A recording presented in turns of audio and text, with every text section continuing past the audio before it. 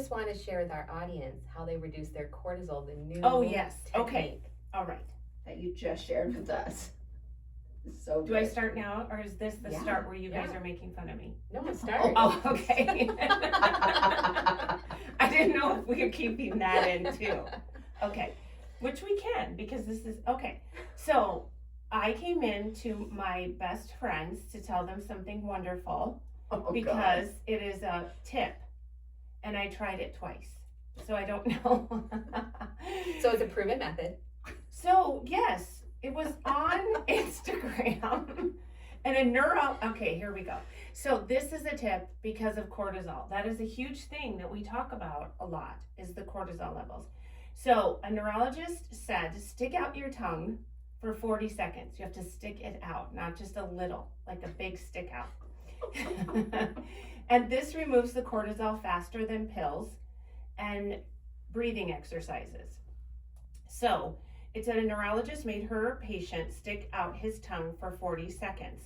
He thought that she was joking. 2 weeks later, his cortisol dropped almost in half with no medication change or no, what is the cortisol blocker that I take? So none of that. So when you stick out your tongue extremely, I'm not doing that. Go ahead. then it compresses your vagus nerves. And this is your body's main relaxation highway, which runs through this tension zone. Compress it, stuck in fight or flight, even while sleeping. So the tongue connects the hide bone, which anchors your primary neck tension muscle. Full extension creates mechanical distraction, forcing them to lengthen and decompress the vagus nerve pathway.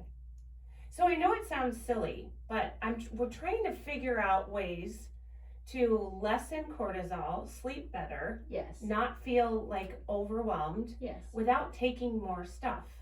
So I did it last night, and I told you guys I had to lay and hide my tongue because I didn't want my husband to see what I was doing. And then I did it this morning. So I'm going to do it every night and every day, and then I'm going to report back. But who told you twice a day? It says on here, in it there. says, yes, it says you have to do it for 40 seconds and not a fast 40 seconds. And the exact method is extend the tongue fully, hold for 40 seconds, and it says to do at least every morning, but they say for better results, you do it in the evening and in the morning. So what happens, day 1 through 3, immediate post-exercise relaxation fades within hours. Days 4 to 10, morning tension releases. Days 11 to 20, sleep quality improves. Days 21 to 30, baseline anxiety lowers. I can't even talk. After 30 days, body begins self-regulating cortisol without a conscious effort. So by day 11, you'll be able to tell us if you're sleeping better. Yeah. Okay. And if you consistently do it and you feel amazing. Yes, I'm reporting We back. will report back to our audience. I am. Yeah. Yes, and you have to do it consistently. Okay, twice a day. In the morning, stick out your tongue extremely, count to 40, and do it before you go to bed. Okay. Yes. On it. Yes. We got you. And we don't have to add any more meds or anything. Why not? That would be good. I mean, I'm like running out of pill boxes. Well, I will tell I'm gonna need you a know, bigger pill box. well, I'm going to tell you, when I stuck out my tongue for 40 seconds and timed it, when you put your tongue back in your mouth, you definitely feel relaxed in your neck. Like, stick out your tongue for 40 seconds and see how it feels. I mean, not right this second. Or like, All right, anyway. All right. Thank you for that. Yes. You're welcome. Stay tuned for more tips on your health from us. We are back for another episode, and this one will be an interesting one because Kerri Ann, you had found this reel and sent it to us, and it's called the airport theory. Mm-hmm. So on this video, it said, here's what the airport theory really means. Opportunities have a departure time. They don't wait for you. That client who wants to start now, they'll go with someone else if you hesitate too long. That partnership on the table, it'll move forward without you if you keep weighing the pros and cons. They'll launch or postponing until you're completely ready. The timing will pass at the moment and it will be gone. and you'll be left at the airport staring at planes taking off. And I think the theory on the airport theory was planes are going to come and go no matter what, whether you're on it or you're off of it. And I feel like that is a good theory in business of when we're trying to make decisions. So what drew you to this reel? A lot of it had to do with the opportunity, because I think there are times when I make decisions, whether that's for business or even in life, and sometimes Brian will say that I overthink things, and I'm always looking back and going, okay, did I jump too soon? Did I do it too soon? Or did I not do it soon enough? And so that, I just gravitated towards that story, because I'm like, at the end of the day, sometimes you have an opportunity, and if you don't take it, then sometimes I have beat myself up about it. Yeah. But there's always going to be another opportunity. Just like at an airport, planes are coming and going, and they're going all over the place. They're, destinations everywhere. So I guess it just kind of, I've told you guys, I need to master the art of the pause.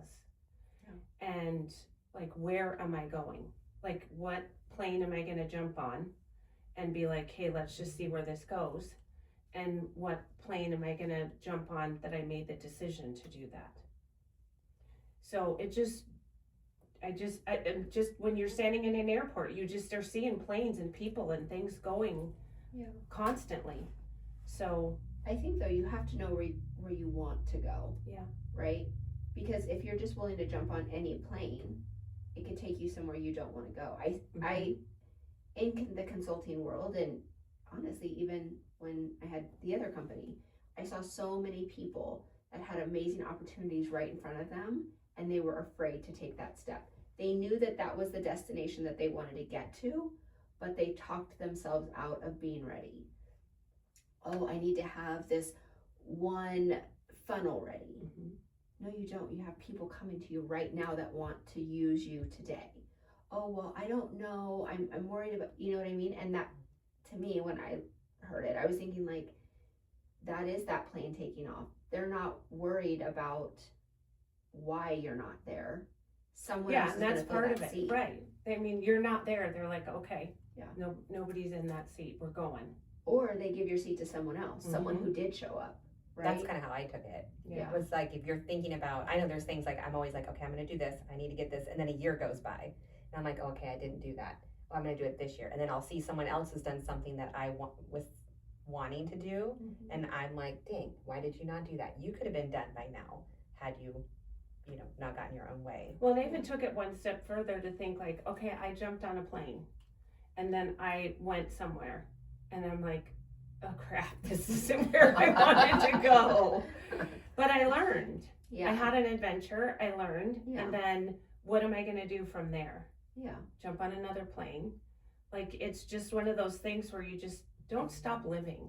Keep the planes flying in your life, no matter how old you are or what you're doing. Just keep the movement going.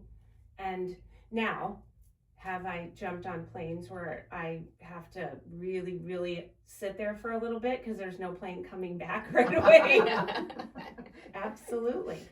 And you guys have sat on floors and watched me have nervous breakdowns about those choices. I think all of us, though, have those times. I mean, Terry, a lot of times with me, will be like, you're jumping on way too many planes, because my brain will be like, I want to do this, I want to do that. And then the true things that I really do want to work on, I think I talk myself out. I'm like, gosh, that's going to take this and this and this, or I have to find someone. And then in my own head, I get so overwhelmed with it that I'm it gets shut down in a compartment. Okay, we'll talk about that later. And then I'll bring it back. And so I know, because it's in my mind, it needs to be done. I just taking the leap to make it happen. Have you ever gone to the airport where you're going on a plane and you're just sitting there going, and you're watching the other people go on a plane somewhere that looks better, amazing? And you're like, I want to go on that plane. Yeah, typically anywhere that includes a beach. Yeah, but then you have to do that ride. Yeah, because it's part of getting to the next plane ride, which is to the beach. Yeah. 100%. So what, as we throw these out on your consulting brain, what are steps that you tell people when they're stuck? Like, what do you tell them to do to get over that, like, get on the plane? Well, I have this little accountability club. That honestly, the thing is that people know what they need to do. Yeah. The business owners I work with are brilliant, brilliant people. They know, like you said, I know what it's going to take. I have to do this, and this, right? They know what they need to do. It's just that person that goes, hey, I know you said you want to go to the beach. Why are you packing for a snowstorm? Because that's not where you want to go, right? And it's in having those, honestly, those call out moments, which is like, hey, I know you said you want to do this, but everything you're doing is going to lead you somewhere else. And I think once people feel called out for, and not in a bad way, right? In a very loving way, they self-correct very quickly, right? Like every Friday, and I've got my call here in just a little bit, we meet with everybody and we talk about the biggest wins. And last week, 2 people's biggest wins was, for the first time in a long time, I've been motivated because I knew I had to come and report back, right? Mm-hmm. Like that's super powerful. Just being aware of what plane you're about to get on. Well, nobody just ends up at the airport. Like everybody at the airport that's waiting for a plane planned to get there. Yeah. It's just, what was your plan? And if a plane, I'm thinking about back when we were in Myrtle, right? We had a layover and we thought, oh, here's another plane that we can get on that leaves faster and it's going to get us there faster, right? So we go up to the gate and we're like, can we please switch? And she was like, sure. So we're like super excited. It's going to get us there an hour early. And we're there and we're talking about, okay, now we can do this and this and this, right? And then they were like, hey, this flight's delayed. And we were like, what? We ended up leaving, I'm pretty sure, at the exact same time. We did. Because we landed and the plane that we should have been on literally landed right behind us. So we thought sometimes we take shortcuts, what we think is going to be a shortcut or a faster To end layover. up the same place. Yeah. And then we did. We were like, is this flight going to get canceled? Like, what are we doing? And life does throw us cancellations or delays. And when you weren't focused on, or you weren't planning for that. And I think that's where a lot of people get tripped up too, is when there is a delay and you think, okay, as long as I do these 5 steps, the clients are going to come. If I do these 2 things, then the income's going to come. Whatever it is that you want or need, you think it's going to come. And then when it doesn't, people panic. I did all these things, but sometimes, like if you say that you're looking at someone who started a year ago, or you had the idea a year ago, you don't build in that time that it takes to grow or to travel, right?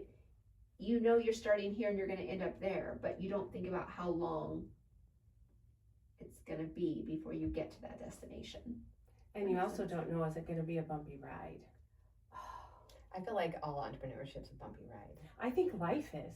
Yeah. Because yeah. I mean, even with the airport theory, it makes me think of relationships and friendships and growing up kids. And like, to me, it's like you're standing in the middle of an airport and you're deciding, what plane am I going to get on? Am I going to get on one? Am I going to just go have a cocktail and sit back and watch everybody else get on the plane? Yeah. Like, what does that look like? Yeah. I feel like when I picture the airport theory too, and it could just be me, but part of it for me is exciting because I love to do new things because I get bored. But I also picture like jumping out of a plane. Like this could be exciting. Like the chute's going to open or it's not going to open. But we're going to find out what happens. You only have to do that one good. time to never want to do that Wait, again. I've done it. Have you done it? Yes. Yeah, I and have don't to. ever have to do it again. Yeah, I did it as a team event for when I was in charge of team events at IBM.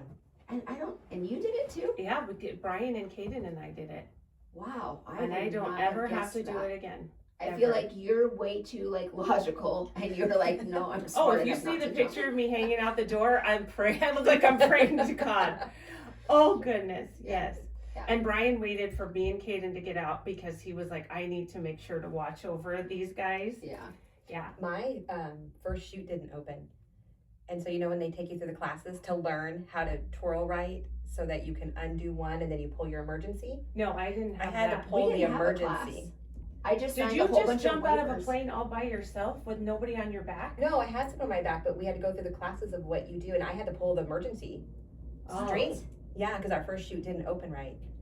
And then he was Of course like, that would happen pull to the you. string. And then I was like, thank God I paid attention in this class. And then I had to pull the emergency string, and then the first chute disappears, and then the next one opened. And then we were like, You know, for a yes! second she was so excited. She's like, oh, I might die. This is kind of cool. No, absolutely not. Adrenaline rush. Okay, let's fix this. No, I didn't get a class. I literally signed a whole bunch of paperwork. Yeah. And then some guy was like, hey, I'm going to strap onto you. That's And I'm like, right. okay. You're a turtle. Yep. Yep. Yeah, no. Yeah, we had a class. I think it was 30 minutes. And while we were doing that class, you were watching who was packing your chute. I feel like that's a good business analogy too, because they were very young kids packing the chutes. And while I was listening, I was like, gosh, they're awfully young to pack these, you know, chutes. But I'm like, hey, you know, they do this all the time. And, you know, I did sign the waiver saying I get you. Signed and the then it waiver. didn't. The waiver is so work. you don't sue them if you die. It's not like everything's so safe. Here, sign this. Yeah, so like in life, you know, sometimes you pay attention to people you shouldn't pay attention to, and then you're like, oh, should have watched that a little closer. Yeah. How in the world have we made it as far as we have I in have this no life? idea. I have no idea. I don't know. But I do, I also get very excited when I go to the airport because I'm doing something. So I think at all these different levels, like I just look at the airport theory as life. Yeah. Like you choose how you're gonna live it. And when my husband hears this, I'm gonna get such a lecture after. Because he says that, which is true. I say things that I'm thinking in my head, but it doesn't necessarily give my life that direction every Right. day. You're on your road to that direction. I have the realization of the things that I need to work on. Just listen to all the podcasts. There's a list. Yeah. But I just, like the airport is life. Like you're stepping in there. You don't just go in there to hang out. You know you're going to be doing something. What is it you're going to be doing? Where are you going? And, have fun doing it. And if it's wrong, it's wrong. Then Get just, on another plane. yeah. But that's what I say. There's always another plane. So yeah, you get off at the wrong destination. You just turn around and go back. Or you find that, okay, I didn't think I wanted to go here, but look at how amazing it is here. And sometimes you stand in the middle of the airport and just need a moment to absorb whatever has happened to make the next step. Or sit at the bar. Yeah. But yeah, and I love that. I love the idea of like the turbulence. Like you don't, when you get started, you don't know what kind of ride it's gonna be. I love it when they come on and they tell you. As long as they tell me that it's happening first, I'm okay, right? Because I'm like, okay, they know, so it's planned. But there's nothing worse to me than that, like they don't tell you. But that's life all the time. Sometimes someone's gone before you and like, hey, it's gonna be a little bumpy, especially with business ownership, right? First couple years, you're gonna get it handed to you.